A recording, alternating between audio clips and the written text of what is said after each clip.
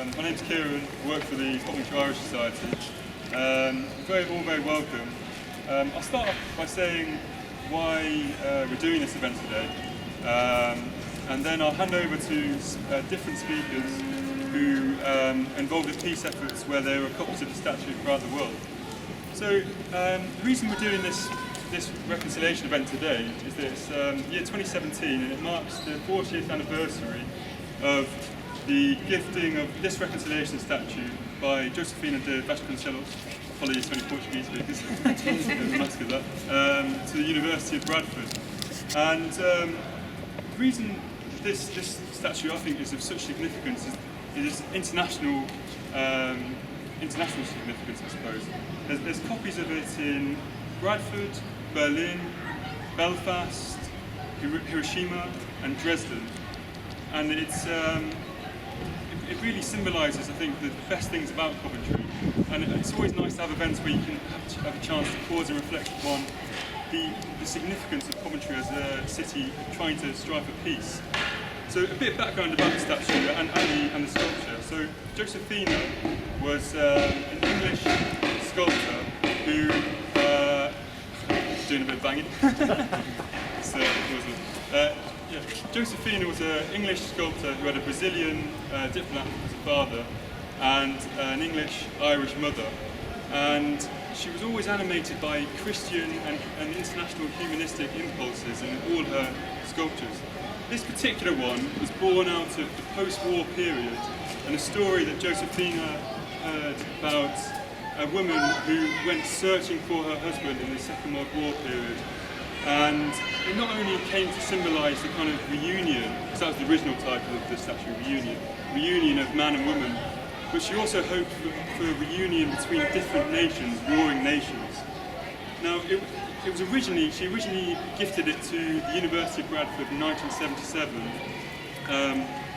Because she was so inspired, and Reverend Clive Barrett will talk more about this, he's from Bradford, very welcome to be here.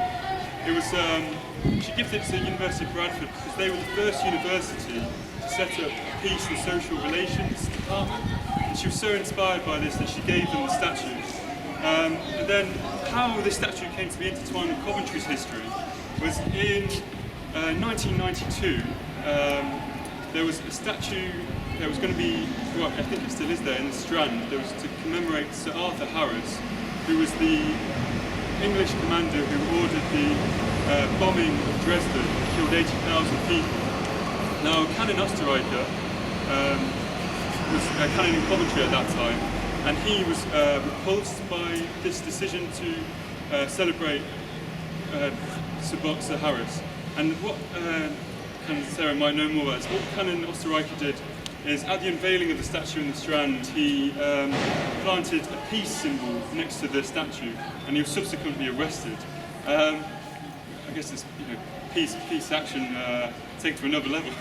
And one of the people who saw this incident was Sir Richard Branson, and he was, I think he was very inspired by what he saw, and he, I think he thought that, along with a lot of people in Britain and Germany, that was enough was enough, it was time to move on. So he commissioned the bronzing of the statue in Bradford, and one stands here, and the other one stands in Hiroshima. And the unveiling of, I think Hiroshima was the first one in 1995, and the Lord Mayor of Coventry and the Mayoress actually went to Hiroshima, which again is a fantastic story of sort of international solidarity that I think needs to be known by a lot of people in Coventry.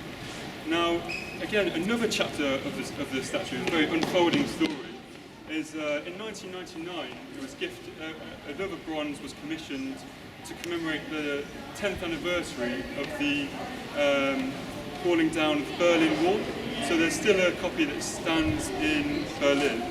And then another miniature statue was also commissioned and given by the express wishes of Josefina and given to the city of Dresden, again, which confirms the links between Dresden and Coventry.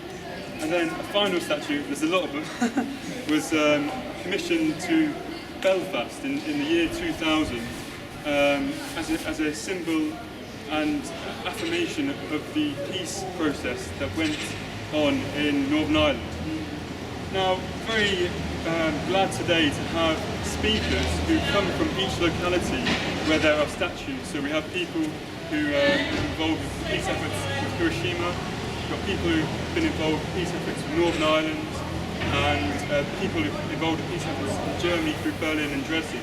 So I've given you the shotgun history, and I'm going to hand you over to Canon Sarah, who will say a few words of welcome to all the events. Let's give a round of applause. Thank you, Kieran. I'm Canon Sarah Hills. I'm the Canon for Reconciliation here, and it's a real delight to welcome you to the cathedral, to the ruins of the medieval cathedral. This sculpture is one of the things that drew me to this place in the first place. This and this cross of nails. I've been here nearly 3 years, and it's pictures of this sculpture. It made me think about reconciliation in terms of bridges, not walls. That's been a more current slogan recently.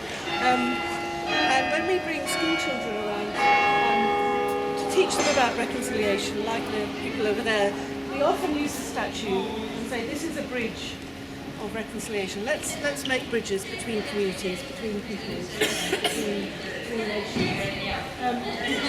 The work that we do here today in Coventry, I'm not going to tell you very much about it, but we're going to have a cup of tea later, so if you want to know more, then do ask me then when we're in St Michael's House, the Reconciliation Centre. St Michael's House is our Reconciliation Centre for reconciliation in the Church of England and the world, really. We have a history of reconciliation since 1914, as you heard in the litany just now. And we work locally. We have tried to help Coventry people think, what does it mean to live in a city of peace and reconciliation? How does that make a difference to us who live here? And how can we help share that with others in the country and in the world? We have this community of the Cross of Nails, over 200 partners now across the world, churches, schools, Christian organisations, charities. Christian Aid is about to join in a couple of weeks' time, actually, which will be marvellous. And then I'm rung up to say, can you come and help us do some reconciliation work, some conflict resolution work somewhere in the world or the church? So there's a lot of that going on. And we say, actually, reconciliation is not something just for people who happen to have reconciliation in their job title. Peacemaking and reconciliation is for all of us.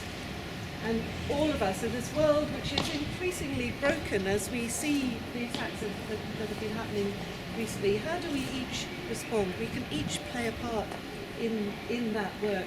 And so we help people to try to do that. We put on training courses and events and public lectures and all sorts of things here through St Michael's House. So if you'd like to know any more about that, ask me afterwards. In the meantime, I'll stop talking and allow the people who actually know something real about this statue from their perspectives. One of the things we say here, peacemaking and reconciliation, there is no blueprint across the world. It's all about how we do it locally. There are lots of principles of it, but the people on the ground know more than the people who just fly in. So that's why we could also all be reconcilers, we could all be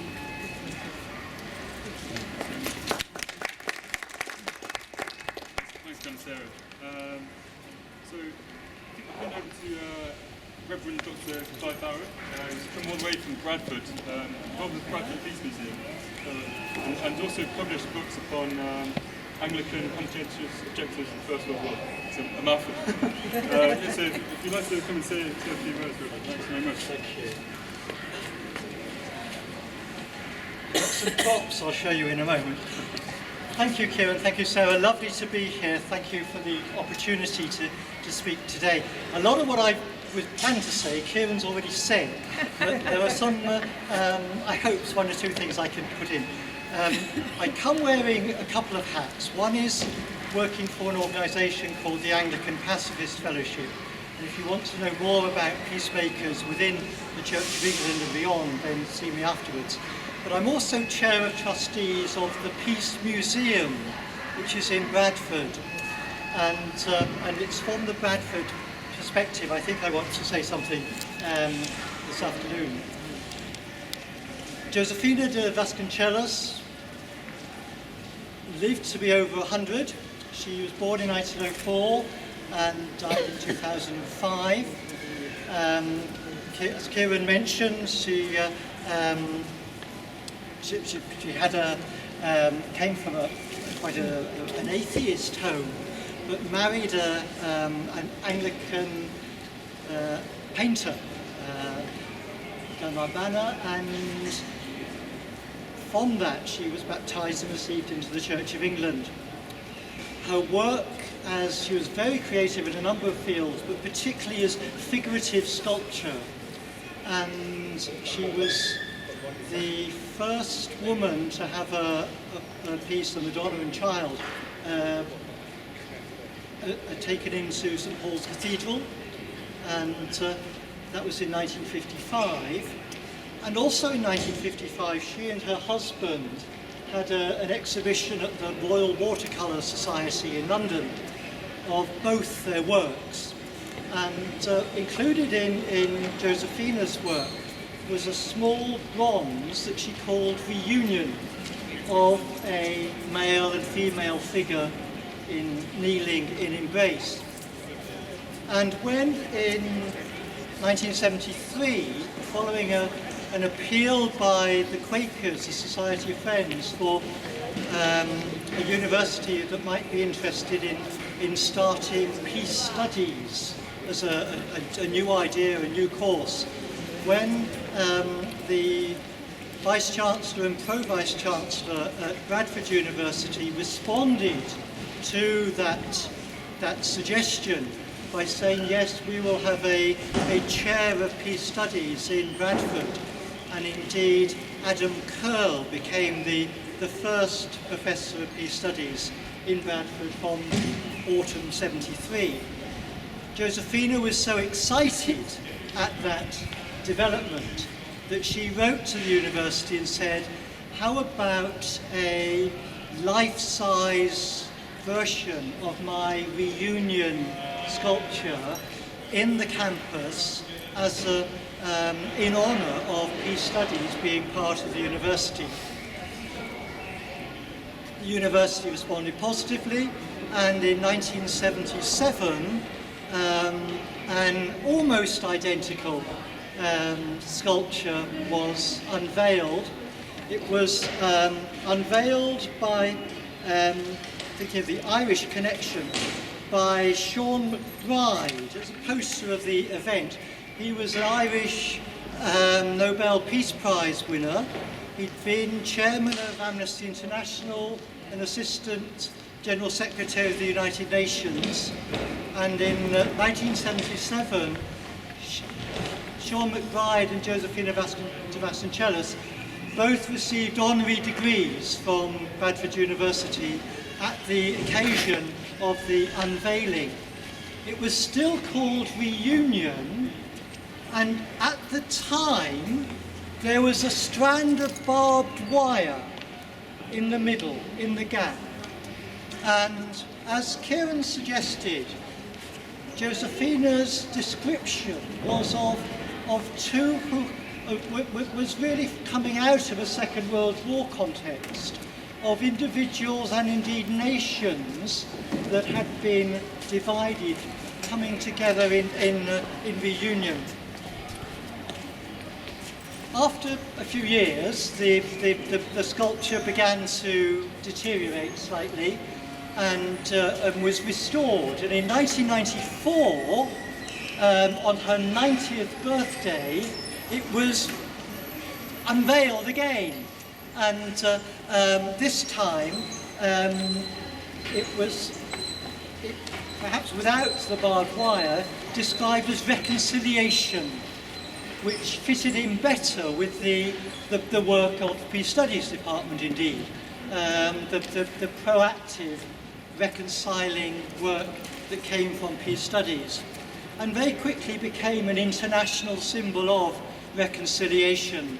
So after the event in the Strand with the Bomber Harris statue that Kieran mentioned, for Canon Oistreicher and Richard Branson to think of an alternative model, an alternative sculpture, an alternative symbol of peacemaking.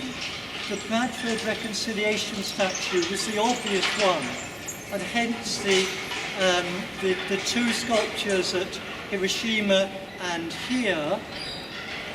Hiroshima was unveiled in July 95. This on Hiroshima Day in 6th of August 95.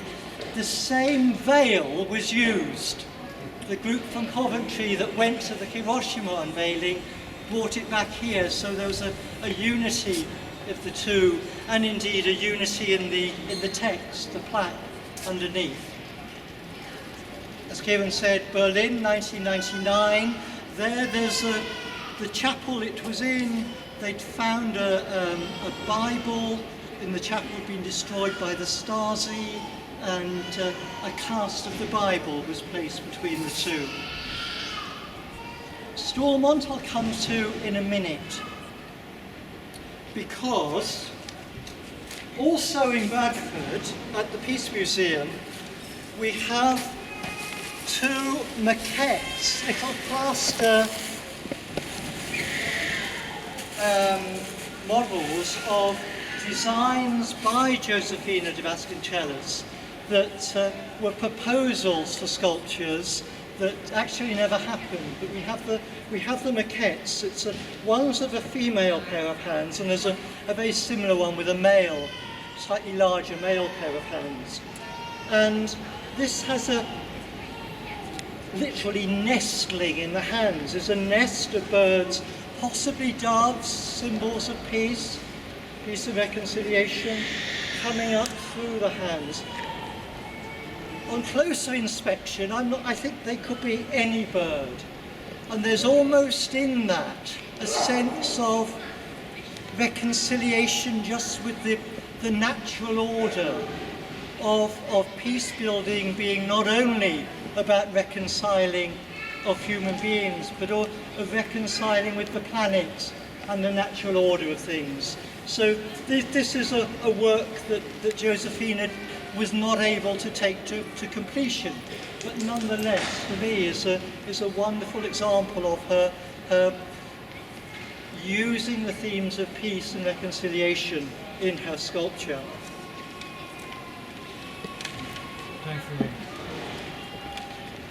Mention of the Peace Museum. This week we've opened a small exhibition on partition, because 70 years ago was the partition of India and Pakistan, which led to 1 million deaths, 50 million displaced people, and partition with its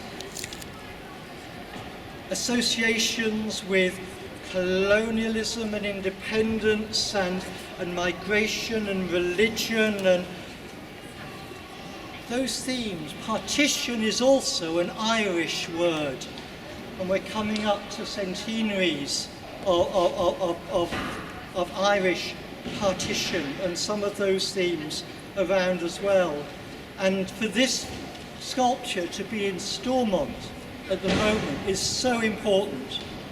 And when it was unveiled, the leaders in Northern Ireland dedicated themselves to reconciliation, and it's a reminder of the continuing need to commit to reconciliation. It's not just that's all right, we've done it, for the moment of embrace. It has to be continuing in our own relationships and communities and across nations. And the reason this sculpture speaks to me is there's a physical need that frankly they would fall over without each other. There's an emotional need in the tiredness, in the stories they bring of the past. It's not just estranged people coming together.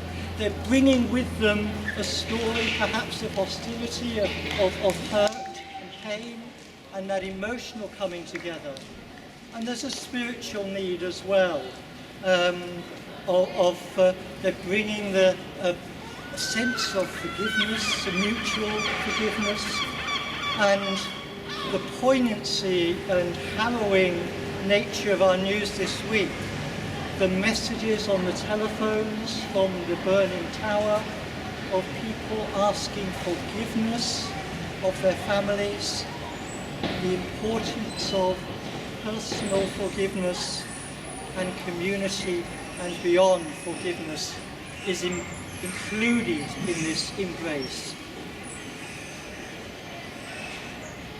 It speaks to us in so many different ways and is a sign of hope.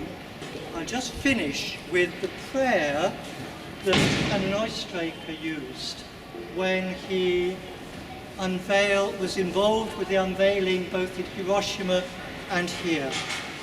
He prayed, "Holy Spirit of life and beauty, inspirer of Josefina, sculptress and lover of humanity, we rejoice that when justice and peace embrace, a new world is being born. May we, dedicated to healing the wounds of history, rededicate ourselves to building that liberated world in which men and women war no more and live together in peace and joy." Amen.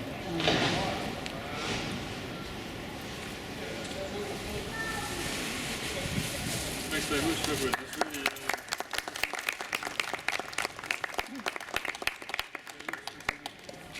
really brings the statue to life. As Reverend Clive said, installment context is very important. So I'd like to invite Canon Geoff, who's on a secondment to Coventry Cathedral at the moment. He's a RAF chaplain at Buckinghamshire, and he's from Northern Ireland. So he's going to talk to us a little about reconciliation and what it means for you. So, Geoff.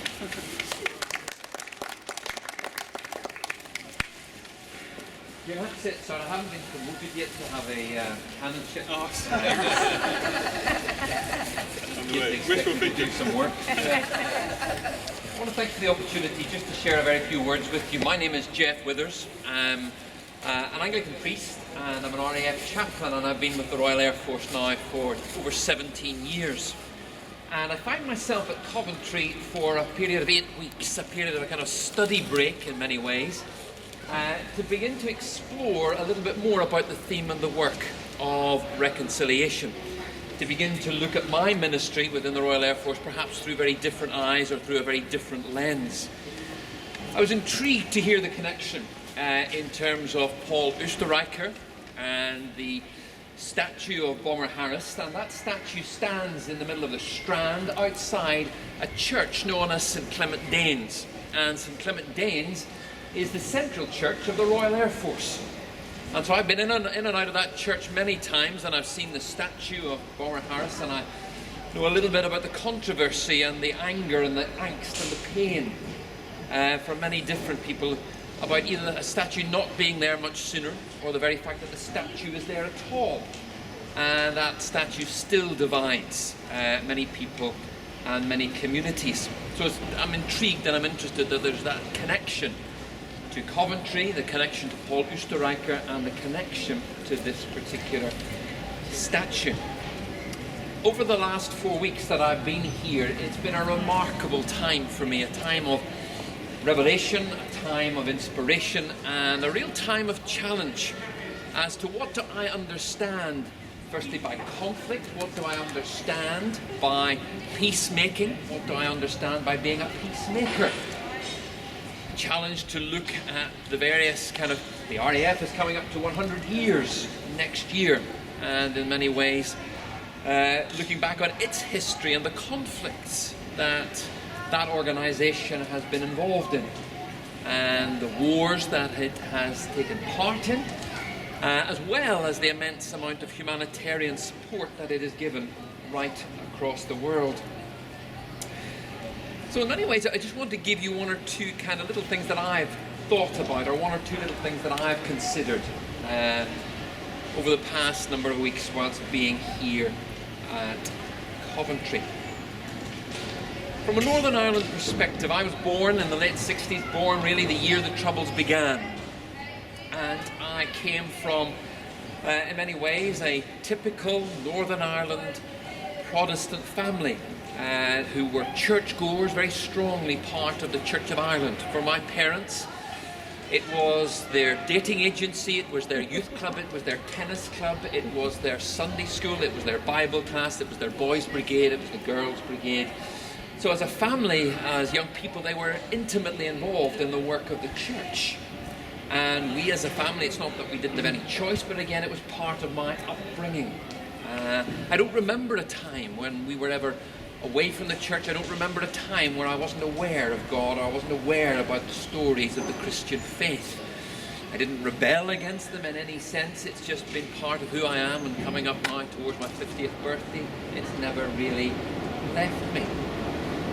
We were never brought up in many ways with any sense of sectarian divide or with any sense of conflict. In fact, my parents, and my father in particular, reacted very strongly to the increase in troubles. They married in 1966, and it was a time of regeneration in Belfast. The inner city area of Belfast where they came from, there was an opportunity to move out from the industrial heartlands of Belfast, to move to the kind of leafy suburbs of West and South Belfast. There was an opportunity for young couples to start afresh, to have their own house, perhaps to have a garden in their house for the first time, a driveway where they could perhaps aspire to buy a car, an opportunity where they could live in a mixed community, irrespective of faith or background. And my parents were really excited to put every penny of their savings into a deposit, to get a mortgage, to buy their first home, their first married home, to have neighbours that were Roman Catholic on either side, and in the little cul-de-sac where they were, they enjoyed a number of months, early months of great happiness and a real sense of love flourishing together. When it came to 1969 and into 1970, the members of what has ironically become the Democratic Unionist Party, led by the Reverend Dr. Ian Paisley, as a group of kind of the Protestant community, they were really unhappy that these mixed estates were developing. The very thought of Protestants and Catholics living together was an anathema, that it was just something that in their eyes should not be. And there was a real kind of activism growing up about protesting about that. The Roman Catholic community should be driven out of that particular area, that there should not be this mixed kind of housing. And throughout the early part of 1970, every evening there was demonstrations, and the Reverend Ian Paisley would invite members of his congregations or the people that he had gathered to march through areas of West Belfast and to really let them know that he was very unhappy about this. The end of July, the beginning of August of 1970, my mother was very heavily pregnant with my brother, and one night the Protestant kind of party came down into the development and began to go from door to door and to drive out and to demand that these Roman Catholic people would leave that area. The army and the police were called, and my mother went through the back door of her house, was lifted by the paratroop regiment over the back fence into an army Land Rover, and was taken off to hospital, and within 3 days gave birth to my brother, 2 or 3 weeks earlier than she had anticipated. And I was in the house with my father, and I remember very little about my childhood. My memory is just that I've never had a really particularly good memory, but I remember him standing at his front door with a spade in his hand and keeping that group of Protestants, in inverted commas, his own community, out. That memory, that time never left my father, and in many ways from that moment on he wanted really very little, if anything, to do with Northern Ireland politics. And he raised then 4 children without having any great sectarian feelings or bitterness. And so the way that I grew up through school, through university, heading towards ordination,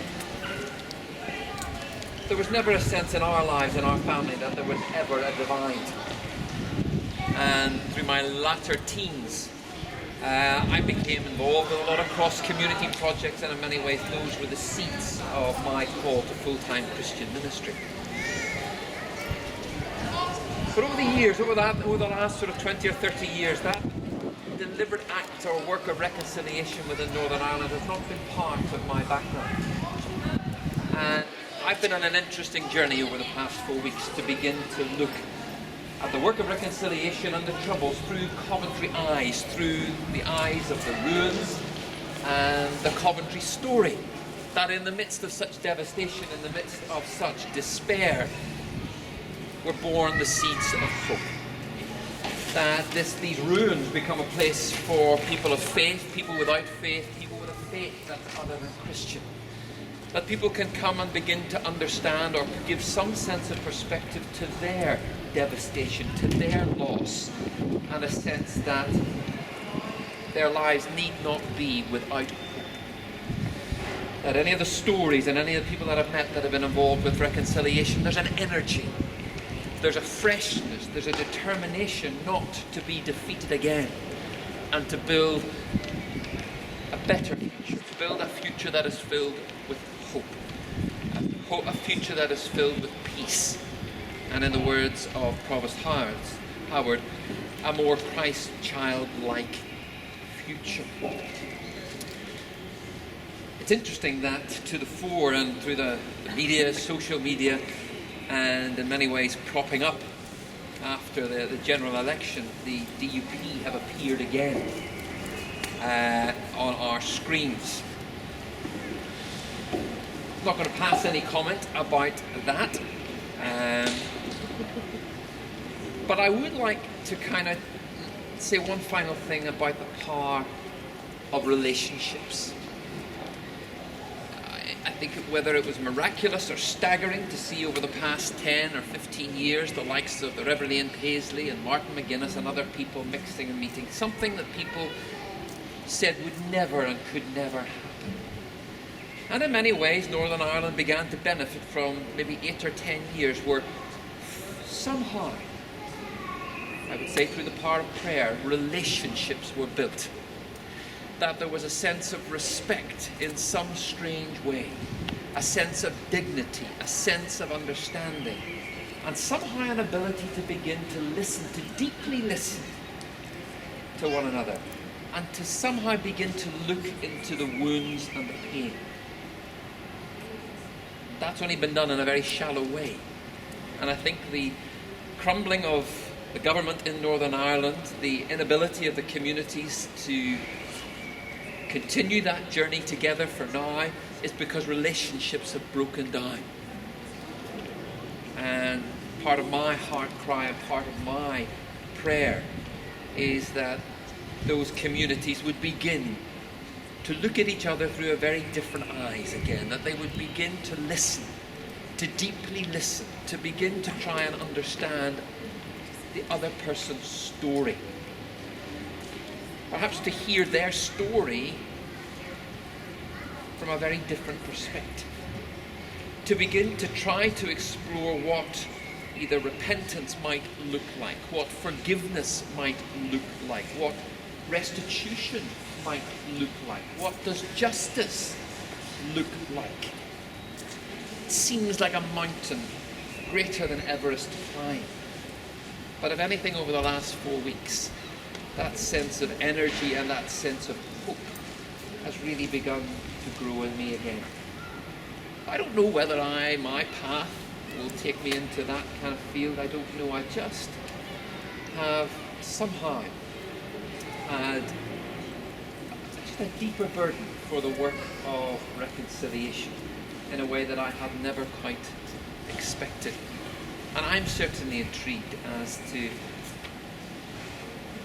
what the partnership might look like if the Royal Air Force chaplains begin to work with this community of the Cross of Nails, that network. What do we have to learn from that network? What can we give to that network? What does it mean for an armed service to begin to explore the field of reconciliation? I don't know. I'm intrigued. I don't even really have the language to give voice to that. but certainly it's been a real gift to me to be here for the last 3 or 4 weeks. A real gift to find the time to study and to meet some incredibly interesting people. And I've certainly received a good deal of encouragement to keep searching and to keep striving, to keep journeying on this road of reconciliation.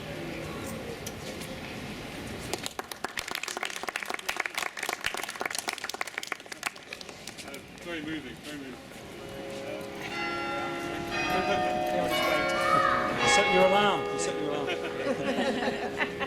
Right. Okay. So, Adrienne apologises for not being able to be here this afternoon.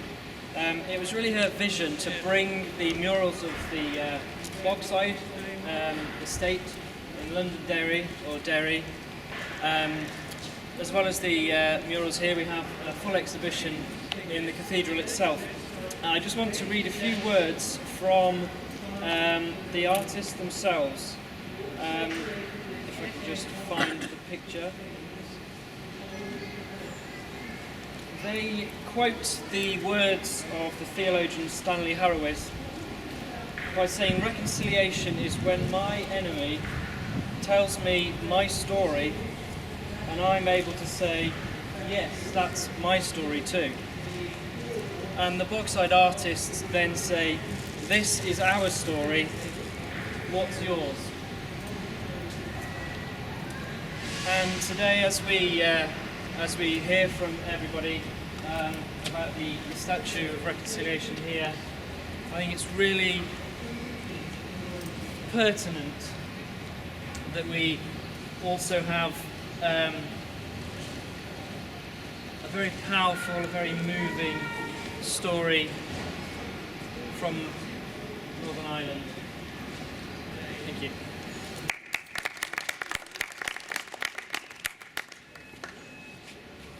Can I just say one more word on the Northern Ireland scene? I did say the original sculpture had barbed wire in the middle. Let's pray the barbed wire does not return in the Northern Ireland sculpture. Thanks for that, Reverend.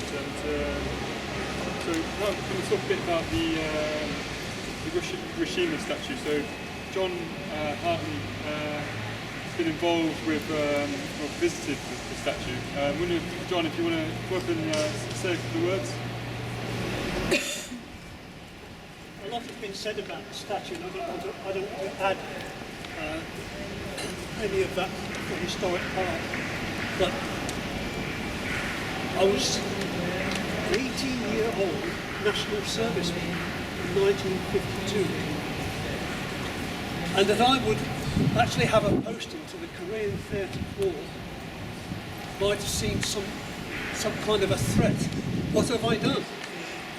But in part of the army that I belonged to, it didn't really mean Korea.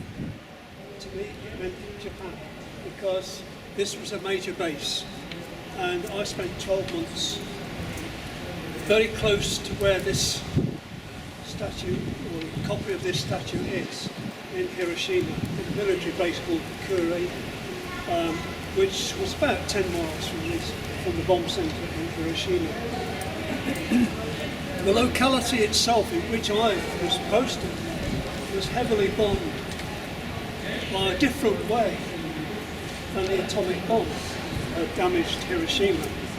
In fact, it was sprayed with oil and it was set alight because the typical building was made of timber and paper. So there was no real reason, I suppose, from the American Air Force point of view, to have explosives. But I made a friend, and he was a friend who was involved in that. And he was fortunately recovered from a burning property. And he was about, I suppose I was just over 18, and he would be about 20 years of age. And we are still friends. He's been here, he's been in these rooms, he's seen this statue, he's seen the cathedral, he's seen Coventry on at least 3 occasions. And I can just about balance out my experience in Japan. I've been there 3 or 4 times, and I've seen this copy in the museum in the Peace Park, and quite widely it is revered for what it stands for. I could see the devastation of Hiroshima even some 7 years after the bomb. Only by Coventry that only managed to get some timber shots. But Hiroshima was always a big city surrounded by mountains. And I suppose the frightening experience was to see victims walking about, which are the scars of radiation. And that was quite common in Hiroshima. Many people had it. The difficulty in those times was that not many people in Japan spoke English. But certainly not many English people spoke Japanese. But there were a few. And making a friend of this college boy, who left college by then, but at the time, the bomb actually dropped. People ran for water to cool their bodies because they were scalded. And it was the job of him as a school board and many other school boards to go to Hiroshima to recover those bodies. Those bodies now are in the Peace Park in a communal ground. So I saw the beginning of the big Peace Park. I saw the actual museum had been constructed, but that was all. Since I have been there, and it's become a bigger museum, and quite frankly, I have to tell you, I couldn't see the whole of that exhibition because it was horrific. But the Japanese people decide what they want to do is to make sure that their younger generation and the visitors see what happened and also know why it happened, including their conflict with China, which took place in 1938. But fortunately, as I say, 64 years after I started this friendship, we're still friends and we still communicate. Hiroshima is now a modern city, but it's very well worth visiting, I can tell you. But since my connection with Japan, I have actually met a lady called Mrs. Okamoto, who is the founder of the Coventry Club in Hiroshima. And if this is not an expression of peace and reconciliation, she works hard for it. And we probably have exchange emails maybe once a week. She thinks I'm the founder of the Hiroshima movement in Coventry, and I'm not. She was impressed by her stay in Coventry, and it's probably that I will never forget the friendship that I got from all walks of life. We've got 2 Japanese girls, one Japanese girl and a boy coming across in October. We should look after them. I found accommodation for one of them in a Japanese residential family. It was difficult to put 2 boy and a girl in our house, so we naturally split them up for obvious reasons. But they were quite happy to take me. So good luck to little Canon. They're doing a great job. Not many people know about it, but it does exist. And furthermore, we'll be very honoured on August the 6th when we have the representation in the cathedral of the Chaplain again, it's a tribute to the hard work that was done to make this Memorial Day a success.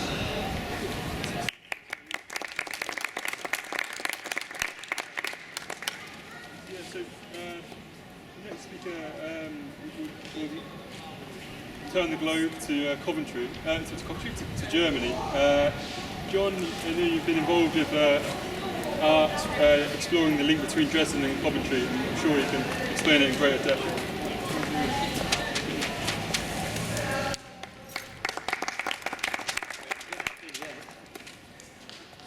I'm John Yeadon. Forgive me if I read a few things. My memory doesn't behave too well these days. I'm going to speak about Coventry Dresden Art Exchange. I think for myself, Coventry's significant thing is in fact its international relationships, and it's probably the reason I'm still in Coventry.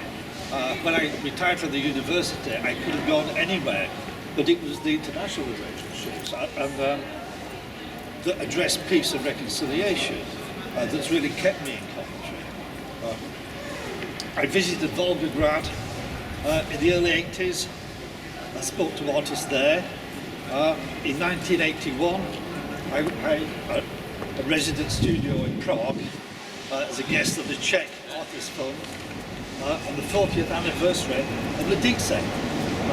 Unfortunately, there was no reciprocal invitation for a Czech artist to be in Coventry. Often the initiative comes from the Twin City. I'll try not to get too political, but no archive exists of previous collaborations in the visual arts between Coventry and Dresden. No such new projects tend to be reinventions of the wheel.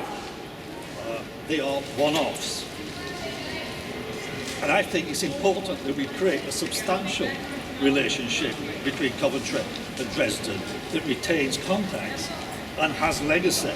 But this time, in terms of the Coventry-Dresden Art Exchange, the initiative comes from Coventry. Within a Europe fractured by National Socialism and sealed from scrutiny during the German Democratic Republic, Dresden, as a major cultural centre, has slipped from our view with a loss of dialogue, even despite unification. And I'm told it is unification, not reunification, because it's putting a different thing together. Coventry Dresden Art Exchange is an artist-led initiative founded in 2012 by myself and a Dresden artist, Jean Kirsten, who was an associate professor at the Dresden Academy. And I found Jean through the Coventry Association for International Friendship and the Dresden Trust. It wasn't easy to find an artist in Dresden, particularly given there's only 800 of them. The exchange seeks to develop dialogue between artists from the cities of Coventry and Dresden and to establish collaborative partnerships, exchanges, exhibitions, educational projects and forums. Starting with Jean's exhibition in Coventry in 2012, we have had 6 collaborative exhibitions in Coventry and Dresden. That's collaborative with Coventry artists and Dresden artists. Our last one, last summer, at the Elbe Festival in Dresden, at the Pillnitz Castle, there we had over 1,000 visitors just in 3 days. Peace and reconciliation is always at the background of what we do, but it is expressed in a practical and matter-of-fact manner. That is, Coventry artists collaborating, discussing and working with Dresden artists. 2019 will be a big year for us, as it's the 60th anniversary of the twinning of Coventry and Dresden. We are planning a number of events, particularly an exhibition in February, the date of the bombing of Dresden at the Church of the Holy Cross. This exhibition will be themed and directly address reconciliation. our previous exhibitions have just been collaborative. We put on what work we have. I was also fortunate to be able to bring some banners back from Dresden, from the festival last summer, called British Tracers in Dresden, that were produced by the Elba Festival and the Anglo-German Association in Dresden. These exhibitions were, some of you might have seen, on the railings of the St. Michael's House during the Peace Festival in November. These banners show the long and surprising association with Britain and Dresden, which goes back to the Grand Tour. Dresden having English, Scottish and American quarters with the equivalent churches, and Dresden had 3 English language newspapers. The beginning of the First World War spelled the end of these amicable relationships. In July next month, we will be having a young Dresden artist and a month's residency in Coventry. And hopefully later on in the year, we'll be sending a Coventry artist to Dresden. And this is all done on an incredible shoestring. We're trying to make it longer. These residencies encourage dialogue between Coventry artists and Dresden artists and the public in Coventry. The visual artist relationship in Coventry and Dresden goes back to 1959 when the twinning happened with the painted murals in Coventry Market. I don't know if any of you know this, but when you're in Coventry Market next, don't look at the vegetables, look up and you'll see some decorative National Socialist murals which were painted by the students of the Dresden Academy in 1959. 2, also I'm going to point out the sculpture Choir of Survivors by Helmut Heinz. I know Richard's going to mention about that, so I will leave that. But there's a lot, but as I say, there is no archive of many of these relationships. When I was in Dresden, at the Albertium, which is the big museum, there was an exhibition of Otto Dix, who was a Dresden artist, internationally famous, an exhibition around his Dresden triptych, which was painted for the First World War. A harrowing piece with Tess, but in front of it was a whole bunch of army cadets and their officers. And the students were getting up and giving speeches about the painting, and they were clearly being mocked. It was part of their education. So it struck me that these studies for soldiers was an excellent idea. Last January, during the Dresden Arts Fair, we had a meeting on Brexit.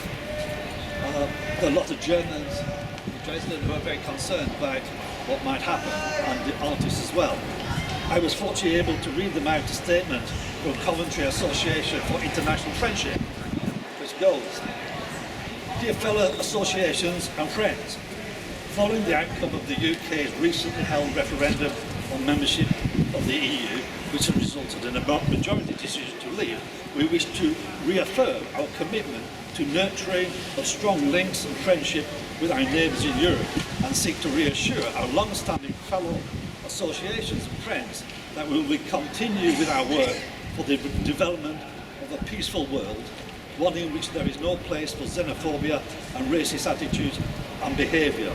We look forward to many more fruitful exchanges in future, and look forward to welcoming all and everyone to our homes and to our city." Thank you.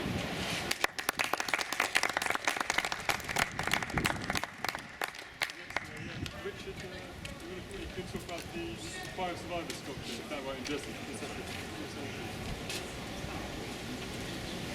Good afternoon. I was asked to think about what it means to me, the significance of memorials like the Vasconcellos sculpture is to me. I'd like to do that by referring to a sculpture from Dresden, which is called the Choir of Survivors. And you can see it at the end of the ruins, against the Choir of Survivors, Chor der Überlebenden. It was made by German sculptor from Dresden, and it was given to us by the Frauenkirche in Dresden, with whom we have particularly close contacts.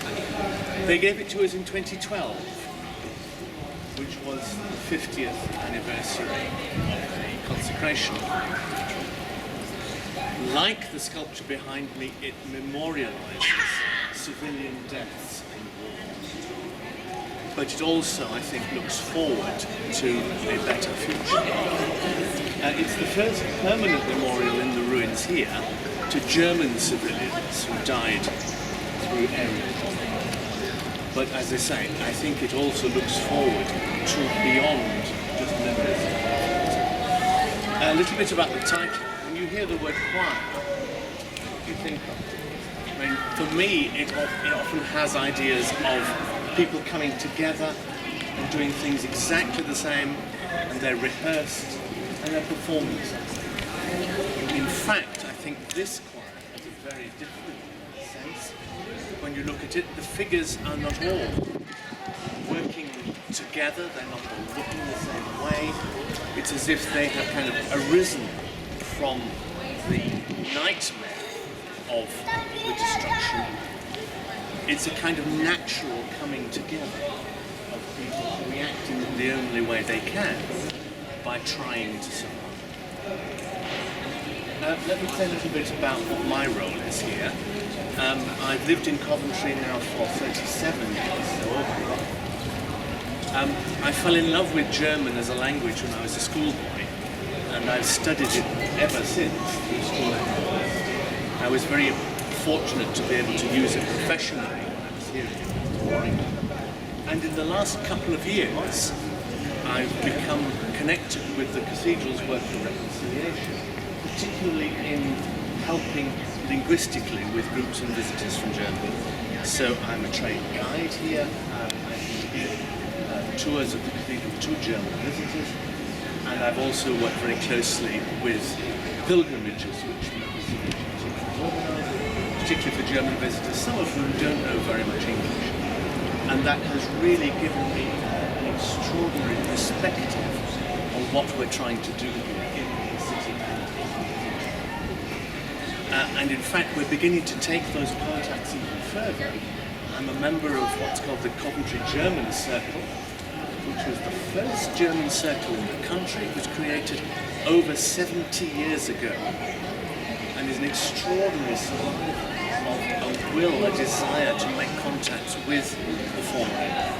And we're beginning now to think about exchange visits with Dresden, together with the Anglo-German Society, who's one of whose we're working towards that. And we're also thinking about connections on a church level with the Baptist Church in Coventry, the Queen's Road Baptist Church. They are now with us trying to revive connections with the Baptist Church. So there's actually a lot of hope, a lot of things happening for connections between the cities. They're very personal, very individual. We built up good relations with Germany, especially Dresden, since the war, and that's where these initiatives come from. The Provost's Father Forgives, which we can see in the Acts there, was the start of that, and his refusal to seek revenge opened the way to a future of peace and reconciliation, initially with Germany, but since then on a more worldwide basis. As I say, 2012 was the 50th anniversary of the Constitution. So Choir of Survivors commemorates not just a past destruction, but a present rebuilding. It looks back to destruction, it shares the present among friends, and it looks forward, I think, to a future together. A future in which these ruins may become a safe space for people's memory, for us to remember those war victims across the world who might have no other memorial at all. The Dresdeners, when you speak to them, talk about this process of reconciliation as building bridges. And that's what I think both these sculptures do. They build bridges.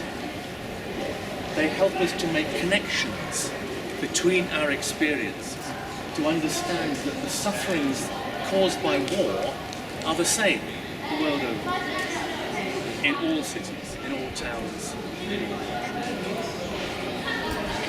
One of the speakers, when the statue here was presented, said that reconciliation could be said to have truly happened when we are able to memorialise the suffering of our enemies, think and imagine and appreciate what that suffering is. Memorials such as this broaden our thoughts and understanding beyond our own story and enable a dialogue, an understanding that we have all suffered. It shows not just how each side survived and coped with the aftermath, but it shows that we all have the same need. I'd just like to finish again with a quotation from the Bogside artist to recall it to mind. Reconciliation is when my enemy tells me my story and I am able to say, yes, that is my story.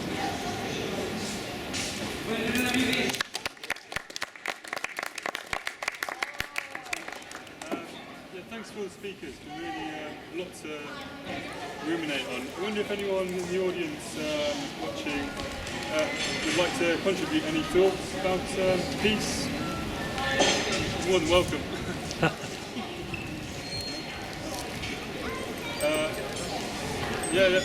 Proofreader. Well, Coventry is known throughout the world as the city of peace and reconciliation, which we all know. But that is a mighty weight for us to bear, a mighty crown really for our city, crown of thorns. But it's got so much gracious courage and hope for us to share with all the people that we come into contact with. I was in Russia, in our twin city of Volgograd. I've been to Kiel, to Serbia, to Belgrade, and taken that story, not just about Lady Godiva, because that's important, that's the beginning of Coventry, really, the first church of our city. But this message of peace and reconciliation is known throughout the world, and I feel that sometimes the people of Coventry don't appreciate the work that goes on through the cathedral, but also that we bear that as well. We should be full of that message. I know with artists, they are taking that, but many people living in our city don't realise how important that is. We're the heart of England. We're the heart of really care, the beating heart. If we can take that message ourselves in our daily lives to each other and remind each other, as this is the Cosby Villages, when we have our sisters. I've got Bernadette with me today, she's my Irish sister. We have sisters from all over the world that live in our city. We live together, we live in peace and reconciliation. I really believe that we're an example, not just for England or the United Kingdom, but for the world, because we're a living city. It's not just about the past, it's going forward. And if we look around the people that we live with in the city and who we work with, refugees and asylum seekers, they show us as well peace. We are a city of sanctuary. I think it's what we do with the society. That is about communities working together. It's not forgetting the people that have started with their heritage here, that can look back at their families and families. Coventry is a great place because it doesn't matter where you come from. It seems that the people come and they want to stay. And the fact that we have two universities brings many people from their families. And often the message is about peace and reconciliation and we can share with each other. Thank you. We have a special event for Godiva. We know it's Heritage Open Days, but for peace and reconciliation on the 10th, which is the anniversary of Lady Godiva, the only date we have for her. She was a woman of peace and reconciliation. She wanted peace with her people. And it's on the 10th of September, on the Sunday, if you'd like to join us, where we have all different faiths and cultures, children's schools, celebrating 950 years of Godiva and 35 years for my role in the city with my sisters. When I was a child, I was on the road towards Dresden. I saw the sky red, and that image has never left me. It was as we work towards it, everyone. So. And when my daughter married someone from Coventry, I was afraid to come because of this German guilt, although I was a baby when the war started. But now I think reconciliation is my reason to live before I die, because where I live now, it's frontline life. And each time I think I go back with more ideas to tell people in our church there's a world out there. It's not about Brexit, it's not about just being a little perfect village. It's about reaching out. And I was so impressed when I lived in Leamington for 3 years about the twinning between Leamington Spa and Warwick and exchanges with the German town and Boone. But when I talked to people here, they had no idea of the boundary of the globe where we went until I showed them the report. In our church, I constantly fight against Germany just being portrayed as nothing good came from it, only the war. I sent letters, emails, and saying, please give us a balanced view of Germany. This isn't right. But each time I come to Coventry, I go back with new hope and new ideas.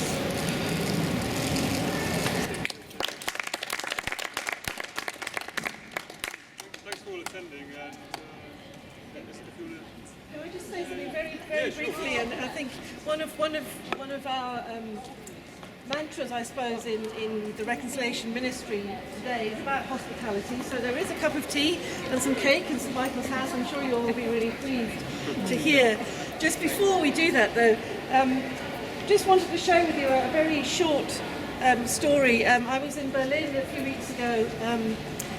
The German government had asked religious actors from around the world, people of every faith, from the Middle East, from North and West Africa, from Indonesia, from Europe, to come together in the German Foreign Office because they want some more input from religious actors around the world in terms of German foreign policy. That was a really good thing, I think. It was fabulous to be in that group and to share ideas and contacts and thoughts about how we could work better together politically and from the view of faith. And while I was there, the Manchester attack happened. And I thought we have in our room here 100 Muslim leaders, Christian leaders, Baha'i leaders, leaders from all different sorts of religions. Let's put out some sort of statement to say we're together, we're building bridges, we're actively building bridges. And so I did that. I drafted a statement, and as in the way of these things, it's quite difficult to draft a statement and to get everybody to agree, but that did happen.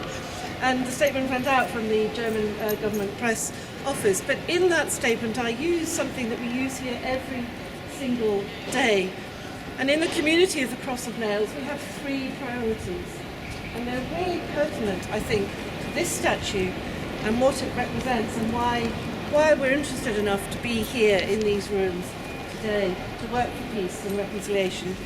And our 3 priorities for all of our work are healing the wounds of history, learning to live with difference and celebrate diversity, and building a culture of peace, past, present and future. That's what this statue is about, and that's what we're all about. So, thank you.